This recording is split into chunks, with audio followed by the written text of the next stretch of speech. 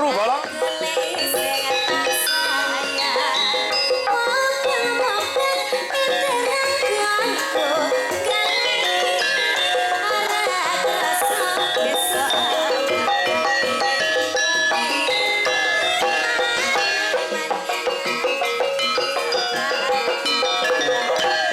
Kedua Galang Samboyogo.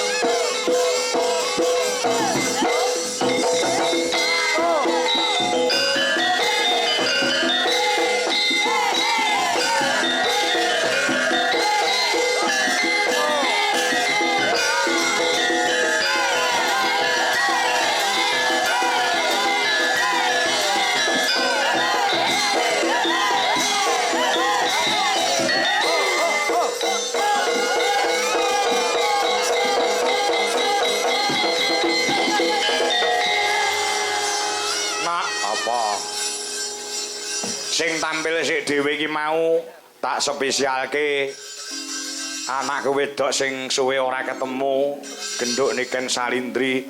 Sebabe apa?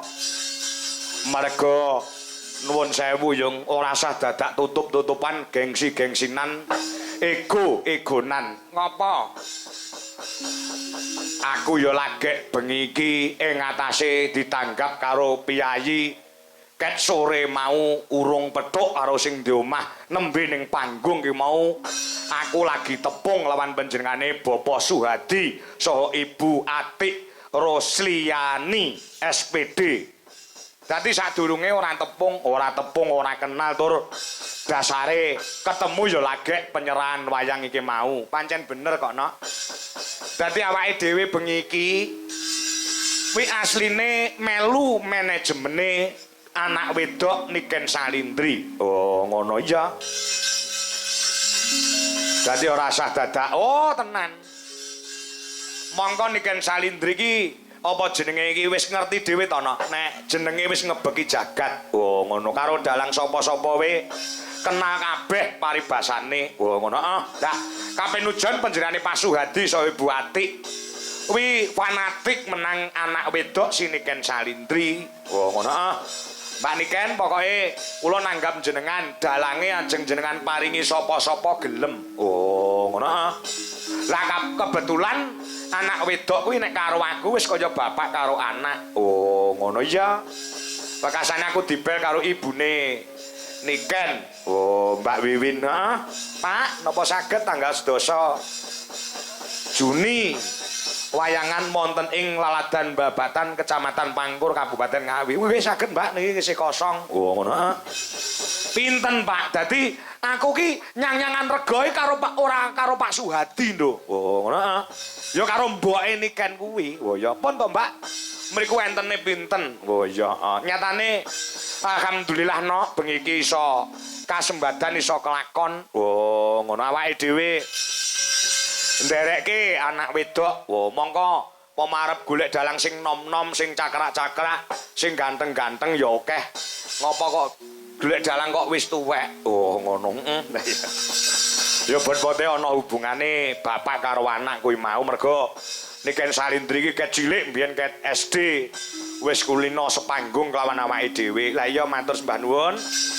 Anak wedok matur sembah nuwun panjenengan Pak Suhadi ya so Ibu Atik Rosliani. Oh ngono asma kinarya japa Pak Suhadi. Ngono ya ya nadyan to aku nembe sak klebatan pinanggih ketemu kelawan jenenge Pak Suhadi nitik saka jenenge wis terbukti nduk. Oh Suhadi su ki tegese sugiye ora dienggo dhewe ning sugiye kanggo masyarakat. Terbukti pada malam hari ini gelar wayang kulit dalang anom Dwi Jokangko dan Niken Salindri iso ngrawuhne warga masyarakat ana ing Babatan. Mula tepuk tangan buat Pak Suhadi sak keluarga.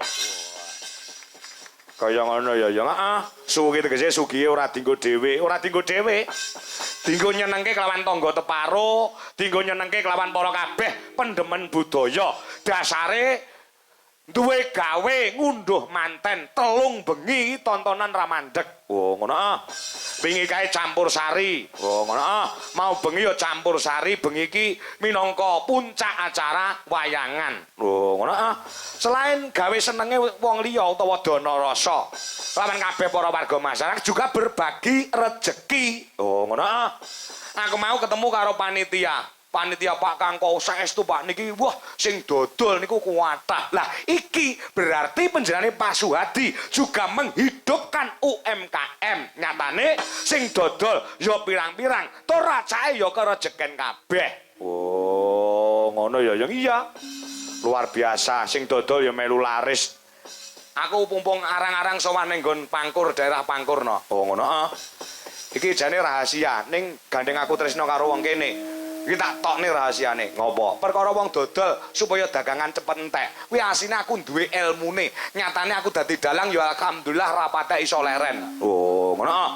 Ana ilmune nggo dodol apa wae supaya dagangane cepet entek, cepet laris. Ana posone utawa tirakate diposoni 7 Senin, 7 Kemis ora entuk pedhot. dodol apa wae bakal cepet entek dagangane. Heeh. Nalika ngeler dagangan apa wae, wing gedhuk lemah ping 3 maca bismillahirrahmanirrahim ping 3. Wekasane kuwi diwacane surat Al-Fatihah ping 3, wekasane maca mantra Jawa Semar dasar gareng eneng Petruk celuk-celuk sing dodol Sri Kandi sing nukoni Janaka. Kuwi anggere kulane 1000 lek ngedol 500-an cepet entek dagangane. Wah, lah kuwi ngejak kere nek kuwi. Banyolane ngono, Nduk. Wah, ngono. Ya. Perkara rezeki ki enek sing natur, wis enek sing nata. Heeh. Ora beda penjane Pak Suhadi. Dulu juga pernah panjenengane iki rekoso no. Oh, pernah rekoso. Iya. Nek ora kleru tahun 2018 2019. Oh, ngono iya.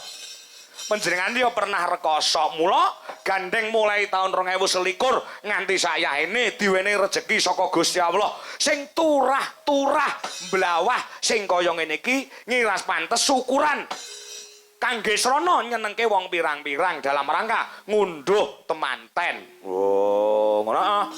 Kowe kok ngerti panjenengane Pak Suhadi mbiyen yo tau rekoso. Ngerti. Aku mau sore jagongan karo Pak Marsis mantan lurah Babatan kok. Oh.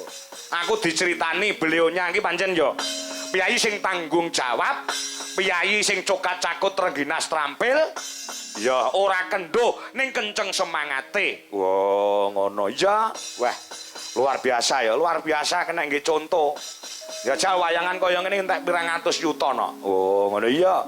Urung dengi campur sari, nggih nginane ya campur sari ya. Dadi sugi digawe sugihe ora dinggo dhewe ning sugihe kanggo sono nyenengke wong pirang-pirang. Pedomane Pak Suhadi